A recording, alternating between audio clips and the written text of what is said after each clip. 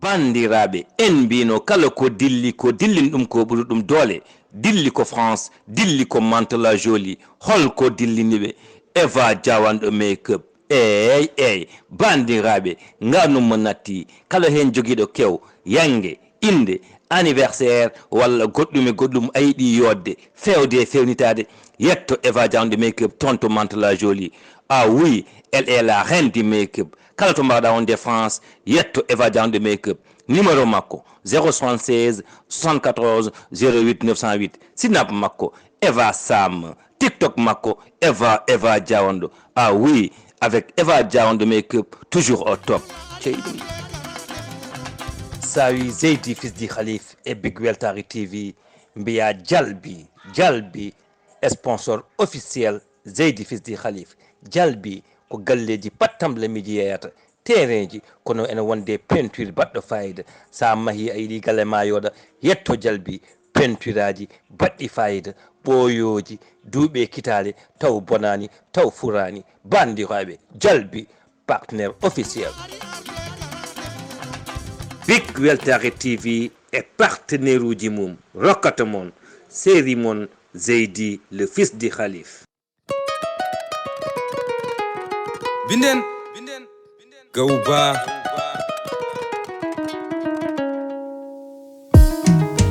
Dewa wadda kirim drug no belirda tumeɗa gandanda laamu nanguma bonirda walla ceera e saguma guura ka basa taw ko moƴƴo gonnoɗa ko forno imam resde halis jama ƴetta ñama ɗum o desde debbo yeebi ha metta mbari ɗum sukaɓe rewɓe ɗanno jinnaɓe ɗamino ndewo belam aduna mbaylo jejjipto gummino for my year and der film Zeydi le fils de Khalifa leñol fulbe film Zeydi onen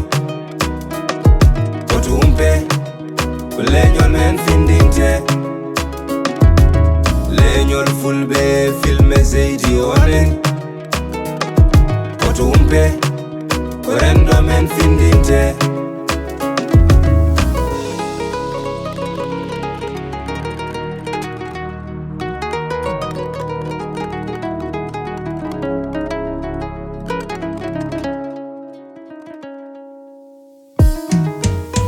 wadda kirim drug no belirda tumeɗa gandanda laamu nanguma bonirda walla ceera e saguma guura ka basa taw ko moƴƴo gonnoɗa ko forno imam resde halis jama ƴetta ñama ɗum o desde debbo yeebi ha metta mbari ɗum sukaɓe rewɓe ɗanno jinnaɓe ɗamino ndewo belam aduna mbaylo jejjipto gummino ɗum fo ma yiye e nder film Zeydi le fils de Khalifa leñol fulbe film Zeydi onen oto umpe ko leñol men findinte leñol fulbe film Zeydi onen oto umpe biɗi yiɗi wallude mi andi is kumballaha kalnakam affaire mi yaaya Maître Jalika Sow bon kam ani mbirma e golto lawol ni vraiment mbin oɗo probléme ha joni mi wawa wiide ma ko ni woniri ko ni yaari walla hol fof no arda yam ɗeɗo caɗele wawa fof andinam ɗeɗo holno ɗeɗo caɗele gardi ɗo hooram ɗum tagi mi wawa haalande men haydara mi anda andinma goto affaire hannde debbo ma oɗo instant ɗo heeɓi ko kewɗo debbo te so darima ɗo procès on petta te prison mayta affaire de viol c'est très affaire kulɓuniɗo ma haalanam no yaari woto suuɗam haydara komi avocat ma woto huɗu binden Gauba Bismillah maître John.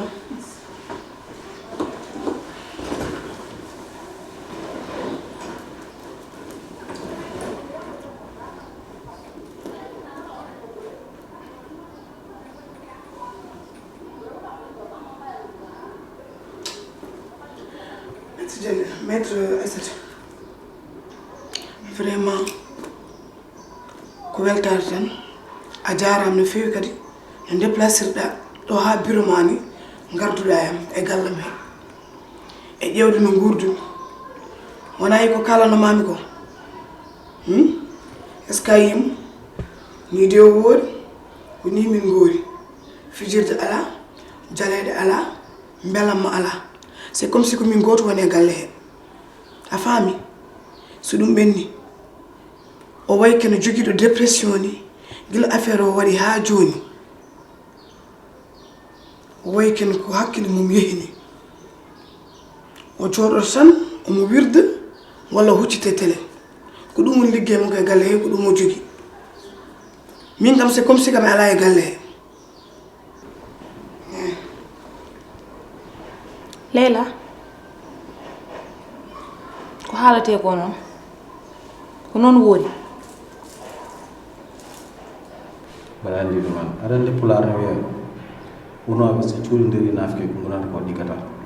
ene anndi mbaɗa anndi jiɗɗa ko wallude mais min ko ngandumi ko tan kalantumani a joom suuɗam oɗon mo mbiyata mbeɗa anndi hol caɗeele makko ko musata e ɓerde makko fof mbaɗa anndi ɗum sabu mine makko min ɓoydi mine wurnama ngandumi adnam tan ko liggade teddinde ɓesdam wadde ɓe condition ngaji moƴƴi ɗum komi ngalo gonno mbiɗa jogui noon mbaɗa waɗananno ɓesdam mbaɗa waɗananno hooram a joom suuɗam oɗon yummum Leyla ala fof komi waɗantannomo yaadu mi resnannomo haalisa a heewa mi sodanannomo oruji mi sodanannomo kanŋe e kaalisaji façon cuɓtol fof alano ko ala mi bo noon bewnunomo haw be par ce que ɗum jinmi waɗande ɓeskam kono aduna ko itta watta nde ha jamono change hoddiro Allah areyam nattumi wawde ko mbawnami ko kanko noon ko ɗum ɗon muusi ɓerde makko o natti yiide ɗum o natti waɗum en supportude o ƴetti noon mette ɗe fof o fawti ɗumenami dow hooram min mi jaɓata hoddiro Allah mais kanko jaɓani hoddiro Allah kanko wiyata ko yiɗi ko mamo daña ɗum tan so dañani ɗumenam on ha gasdi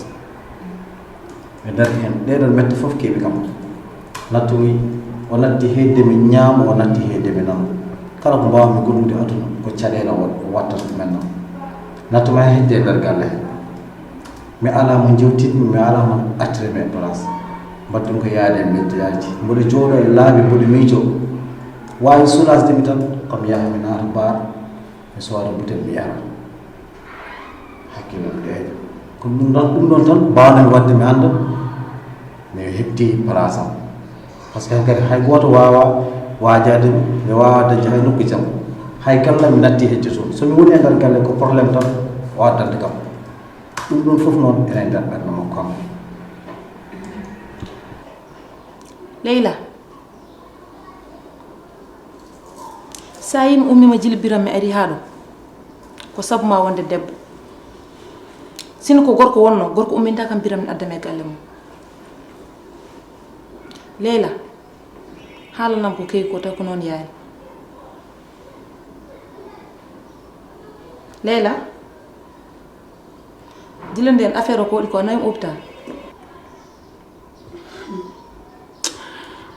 so Allah mi nawanimo hôpital mi nawanimo hôpital sabu no teddeyam en tant que ɓi pullo no teddeyam no fewi probléme wiye hol baɗɗomo ni wiye ko bammo ko jibinɗomo aɗa andi wona nokku fof haalate mais an jeena ba waɗi erreur ɗum ɗo jila nden a fonno nawdum hôpital min sa joguima gacce nawdum hôpital sa noddiɗo sage-femme ara waɗamo consulté comme no noddirɗa kam ni sabu min ko ɗiɗon papier ji mbawami dañde ham daña preuve aji kono sa jooɗima ha oɗo rewe nawanimi hôpital min holko mbawmi haalde ko ɗiɗon papier ji mbawata wallude en ha liɓen mo jiɗɗen libdo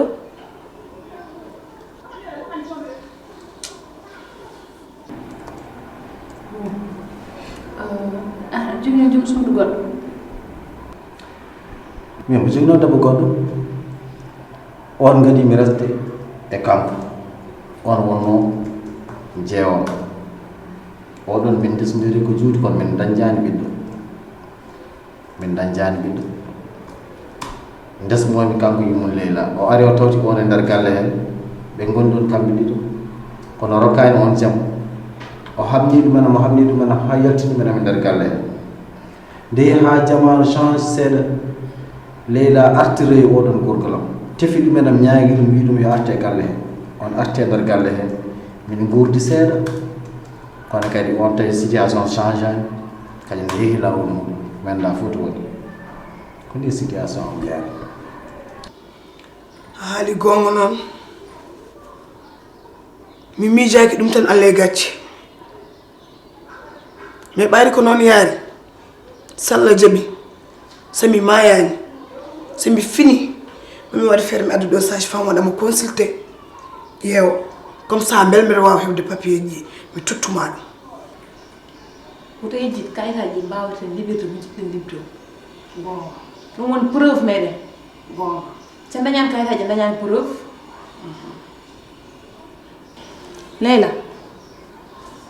Leyla haaldeyam min komi debbo hono ma woto hulhori hirso haalandemi affaire uji ma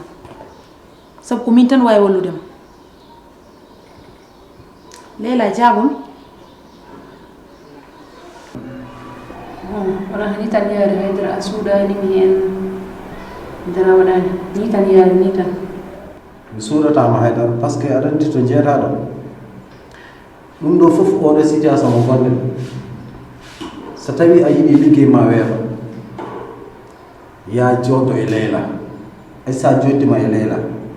mo haalande fof no yaari gila A ha Z tawi wuude hen ganda kala ko jiɗoɗa famde tan sa joddima e Leyla mo famne ha faama inchallah koni o woori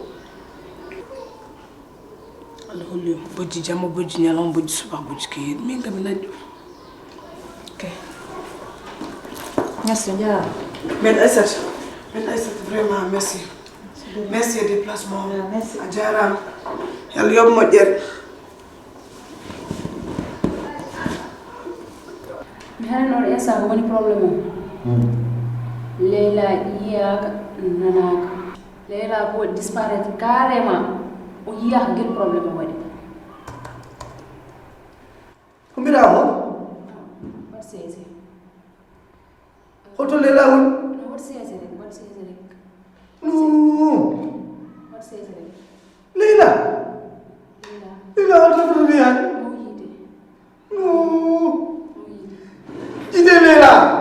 garde gottine kam Leyla gal Leyla o natti daltinimo gadde Leyla ko goyta a woyi hay goto anda ko nandata te oɗo maître sa hanninam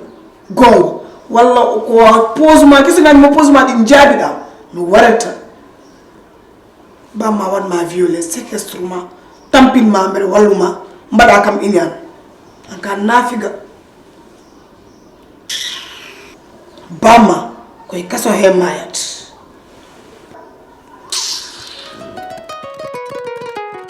binden gawba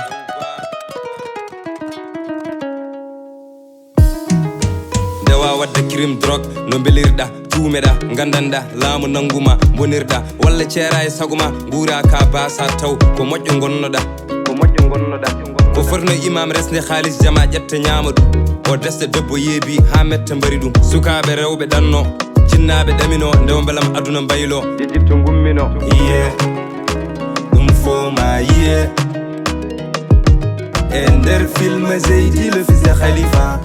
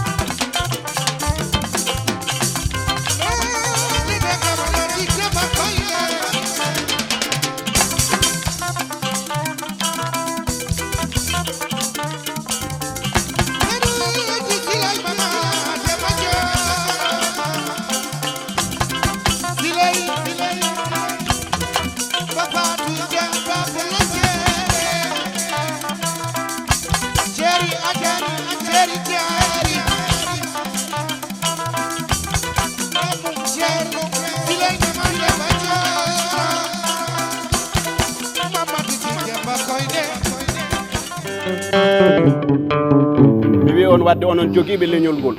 onon alɗuɓe leñol ngol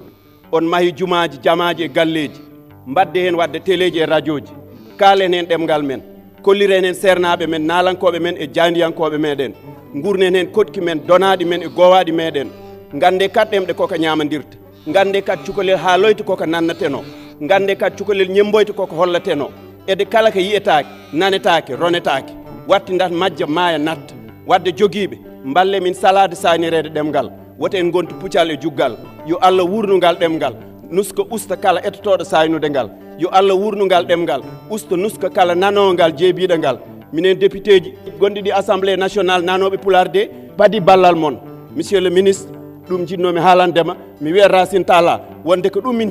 jiɗi ko walla min o walla ɗemngal ngal je vous remercie. D'accord, je suis vraiment désolée. Je suis vraiment désolée. Je m'en occupe tout de suite. Putain. Kati? Oui.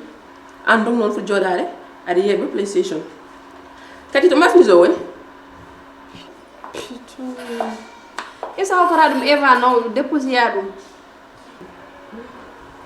Kati? Eva am jogi liggéey mako. Ana jogi liggéey ma. Kati mas nizo ko 2 heures temps document mi. So beni 2 heures temps minima ko godum halte. Ay sino ko sagam affaire de dorog mi natta déposer dum. Parti goɗɗo mbaɗa wawi gérde ɗum normal ala probléme mais imagine an wa Fouta ko haala men tan ɓe kaala téléji ɗi radio ji ɗi leegal ngal kam mi haalani haala mum ni sino sagam oɗon parti moma yaltinat kam toon Kati silence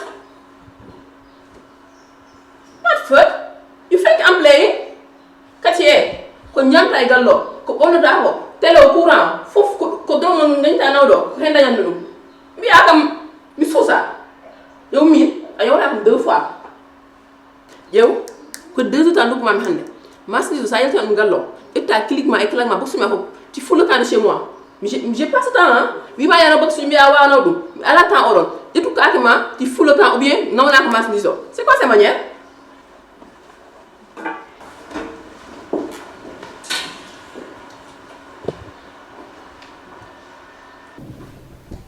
Jeune homme, Ouais, Emma. ça va, comment t'as-tu? Ça va très bien, merci. Mara tampande. Ça va super bien, Bessel, alhamdulillah. Alhamdulillah. Fat familiarno ƴeewde ko nagal ma ɗum e sañindema kadi e rokkudema kadi doole ha joni wuurima kono rufaani ɗum saabi min jeehi ha États-Unis min gaddi toon Thomas Yam aɗani Thomas Yam annanimi min jiiɗi tan goɗel gotel ko an waɗi wona min ko heddi ko hayso ko milliard mamin mbaɗ hen so ɗum yawti emin jiiɗa ko sa yalti garta ɗo gonoɗa sabu ɗo wona place ma te kadi il faut ganda hoorema encore an wona neɗɗo bole puule ko gonga a naati prison liggey amen naya ha joni kono sinno ko aɗa wonduno e amen hanke cenki liggey ma ɓuuri yaade te hande a jottako ɗum sa yi noddumami ɗo oɗo ko saabi ɗum mbeɗa ni machallah ka ɓi khalifa aɗa jogui cuusal ka suka aɗa yiiɗa te kadi aɗa jogui haqqille wadde noon pourquoi pas mbaɗɗon junngo e fandu liggoɗen mbiɗa jogui liggey mawɗo projet mawɗo alama kolin sona an Bon. Oɗon façon liggey wadde waɗima intéressé de kono famminam mbeɗa ara aɗa jogui passeport diplomate non voilà pourquoi pas gara liggoɗen liggey o no weeɓi aɗa yaara e bamma caggal leydi saha wona soɗon jaaha nawora soɗon garta gaddora 6 mois gona milliardaire c'est sûr wonde milliardaire nde no weeli kono famminam ɓeyɗo famde ƴeew wona ko tan fof muuɗe et puis ka nante wonko ganduɗa wona haala ko gollal saɗa yiiɗi aɗa yiiɗi liggey aɗa yiɗi wonde milliardaire noddam téléphone kalden wona bisimilla min jokkodir hen inchallah an cikkum Dakar majjudu gonɗa to aɗa ko ɓurmi nimside e aduna ko ɗum noon ɓurmi nimsude cikkum min to gommi ɗo waɗi trahir l'islam waɗi trahir famille en fof waɗi trahir kadi leñol fulɓe par ce que min guiɗen nanne genre waɓe no wonɓe guellen aduna mo boni ha boni ha boni ha boni tu vois moi je suis maintenant et pourtant moi je gagne très bien ma vie anda bo holko nani kam hen bon tout compte fait ko waɗanno ko woodi je vais assumer acteur jam mbaɗimi e hankkidi kañum mbaɗami assumer hannde te cikkum ɗo won ɗum gommi ɗo woni place am donc tes histoires de yaltino mon toon je sais pas je vais mettre des milliards j'en ai rien à foutre milliards mon mi sohlani hay mbuuɗo mi sohla hay goto e mon je veux juste vivre tranquillement ma vie ici mi yalta mi wonta neɗɗo goɗɗo et puis aussi so tawi aɗa nananami ande hoorema conseil mo tottotmami woni jalta hen ha gasa ha laaɓa parce que c'est pas une vie en fait t'as compris ciao c'est tout herno ko andumami ko wonɗo hakkille koko andumami ko sa andi 100 millions ande ko caggal Allah ko min sa jogui moto jooɗo ko min et puis dayira mo gonɗa ko nde gammu ziar ɗum ɗon caggal Allah ko min wona kalisa min guittanoɗa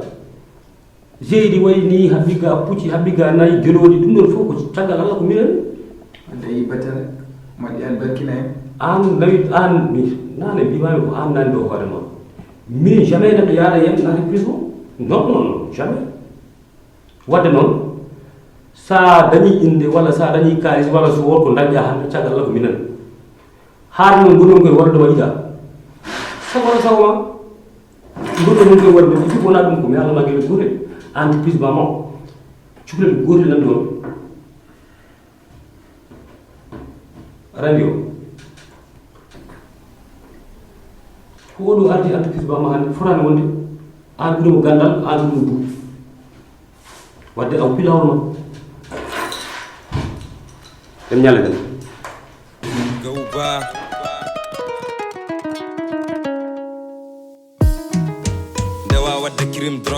Big Weltare TV est partenaire uji mum rokkanno mon série mon Zeydi le fils du Khalif belirɗa tuumeɗa gandanɗa laamu nanguma bonirɗa walla ceera e saguma guura ka basa taw ko moƴƴo gonnoɗa ko forno imam resde halis jama ƴetta ñama ɗum o desde debbo yeebi ha metta mbari ɗum sukaɓe rewɓe ɗanno jinnaɓe ɗamino ndewo beelam aduna mbaylo jejjibto gummino iye ɗum fo ma yiye e nder film Zeydi le fils de Khalifa leñol fulɓe film Zeydi onen koto umpe ko leñol men findinte leñol fulɓe film Zeydi onen koto umpe ko rendo men findinte